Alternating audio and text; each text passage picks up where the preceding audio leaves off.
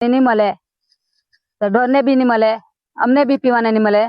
अहीं दिवस जाए त्यारे अहीं खाड़ी पर आववाना, बीक लागे तेवुं छे।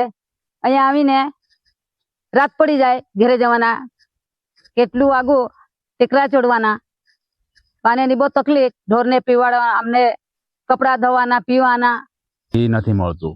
अमारे त्यां बोर छे उपर पण ते हवे उकाई जेवुं जाय, एकदम ऊंडुं जतुं रहे ने 300 फूटनी रेंज जेवी खरुं ते हमणां नथी चालतुं। एटले छे ने अमारे त्यां पाणीनी बहु तकलीफ, એટલે એટલા માટે કે બૈરા છે ને ત્યાંથી છે કે અહીંયા સુધી આવે। હવે કામે જવાના તો સવારે વહેલો તે લોકો 5:30 જેવું બધા ભેગા મળીને આવે અહીંયા ને પછી કોઈ દાડે અમારે હાથે આવવા પડે અહીંયા સુધી લેવા માટે, કારણ કે આ બધી દીપડા ને એવા રહે। ખાતા આંબા જેવો ડુંગરાળ વિસ્તાર છે, ડુંગર પર ગારથાળ ફળ્યું છે અને પાણી લેવા માટે લગભગ 1 કિલોમીટર નીચે આવવું પડે છે અને પાણી લઈને પાછું ઉપર જવું પડે છે। કુદરતી વેરીમાંથી પાણી લેવું પડે છે।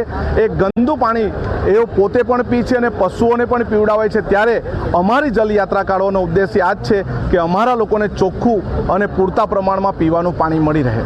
जनरली आ जो खाटा आंबा विस्तार है एनी भौगोलिक परिस्थिति जोवा जईए तो डुंगराळ विस्तार है अने एना कारणे बोरमा पाणीना तळ उनाळामां 2 महीना जेटલું पाणी तळ नीचे जता रहे छे।